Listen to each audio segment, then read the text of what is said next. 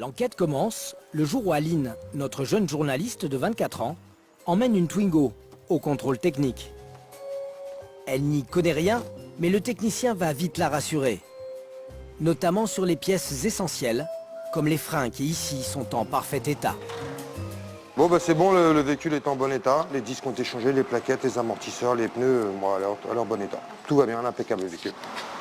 Je vais demander de faire une petite signature ici. D'accord, ok. Là. Le jour même, elle se rend pour une révision dans l'un des centres auto qui fleurissent un peu partout. Des centres qui proposent des services d'entretien et qui souvent inspirent plus confiance que les garagistes. Pourtant, c'est là que notre journaliste va tomber sur une pratique de plus en plus répandue. Le gonflement de la facture. Démonstration. Bonjour monsieur. Je voudrais, si c'est possible, faire un contrôle sur ma voiture. Je voudrais savoir s'il y a des réparations à faire dessus. Je vérifie, on fera un devis, on dira ce qu'il veut, D'accord.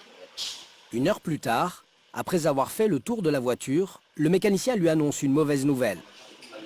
D'accord. Vous pouvez me montrer un petit peu ce qui ne va pas dessus? Le véhicule aurait un grave problème de frein. Alors, qu'est-ce qui se passe? En fait, c'est ici, vous avez une fuite du liquide de frein. Ah oui? Là, ça coule et normalement, ça doit être étanche. En fait, à chaque fois que vous appuyez sur la pédale de frein, il y a un peu de liquide qui coule. Il y a du liquide qui coule et au bout d'un moment, il y aura plus de frein. Ah oui, d'accord. Ok. Et c'est grave ça? C'est les freins. C'est Ouais. important quand même. Bon. Et vous pensez que si je passe le contrôle technique comme ça, Ça sera refusé. ce sera refusé, c'est sûr? Ah oui, ça c'est sûr. Ça va faire un déséquilibre parce que de l'autre côté, il n'y a pas de fuite. On va dire du côté droit, ça freine plus de ce côté-là. Ah, la fuite n'est que sur cette roue-là. Ouais. Mais de toute façon, quand on change un côté, on change l'autre. Obligatoirement.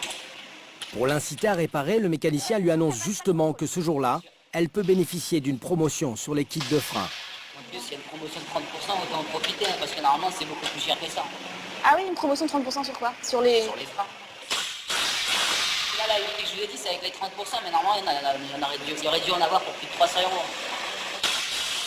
Le devis s'élève tout de même à 250 €, alors qu'une heure auparavant, le contrôle technique l'avait assuré que tout allait bien. Notre journaliste sent le coup fourré. Pour en avoir le cœur net, elle décide d'aller voir un autre centre auto du même réseau. Oui, alors qu'est-ce qu'il y a? Là, au niveau du frein arrière, il y a une fuite. Il y a une fuite? Ouais, là. Là, normalement, ça doit être étanche. Mais c'est grave ça? Ah, c'est les freins, là. Même diagnostic. Mais plus troublant, le mécanicien utilise exactement les mêmes arguments que son collègue. Manifestement, nous avons affaire à des professionnels qui poussent à la consommation. Pour le vérifier, nous sommes allés voir Rémi Ourlier. Ce n'est pas n'importe qui. C'est un journaliste spécialisé qui a traqué pendant 20 ans les escrocs de l'automobile pour le compte d'une revue spécialisée.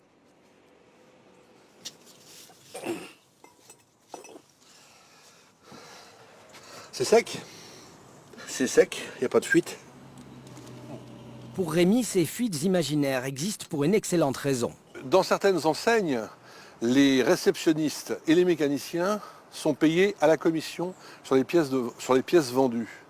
Donc forcément, ils ont intérêt à faire marcher le commerce et à changer des pièces, changer des pièces, changer des pièces.